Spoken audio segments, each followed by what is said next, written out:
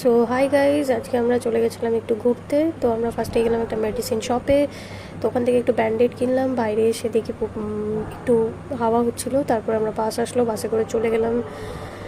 তারপরে ওখান থেকে গেলাম CC2-তে। তো রাস্তায় এরকম একটা বেলুনওয়ালাকে দেখতে পেলাম, যেটা আমার খুব ভালো লেগেছিলো। তারপরে ওখান থেকে একটু ঢুকেছিলাম প্যান্টালুন্সে, এমনি কালেকশান দেখার জন্য বাস। তো তারপরে ওখান থেকে আমরা কিছু কালেকশান দেখলাম।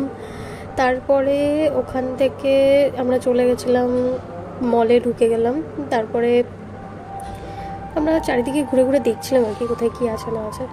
তো তারপর আমরা চলে গেলাম হাঁটতে হাঁটতে উপরে, সেকেন্ড ফ্লোরে।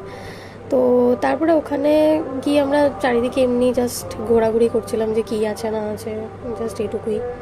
তো তারপরে আবার আমরা চলে গেলাম উপরে থার্ড ফ্লোরেও আমরা একটু দেখছিলাম কোথায় কী কালেকশান আছে, কী বৃত্তান্ত। তো যেহেতু আমি আগেও একবার গেছি, বাট তাও একবার একটু দেখেই আসতে ইচ্ছে হলো যে কী কালেকশান আছে না আছে।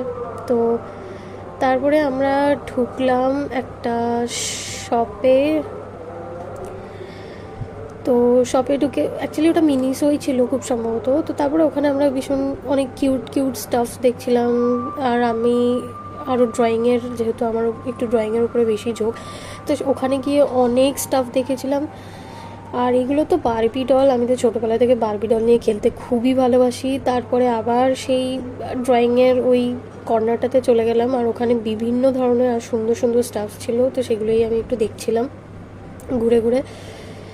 তো তারপরে পুরো ডেকোরেশনটা এত সুন্দর ছিল, কিছু ছোট ছোট অ্যাক্সেসরিজও ছিল ওখানে, যেগুলো খুবই ভালো ছিল, খুবই সুন্দর ছিল।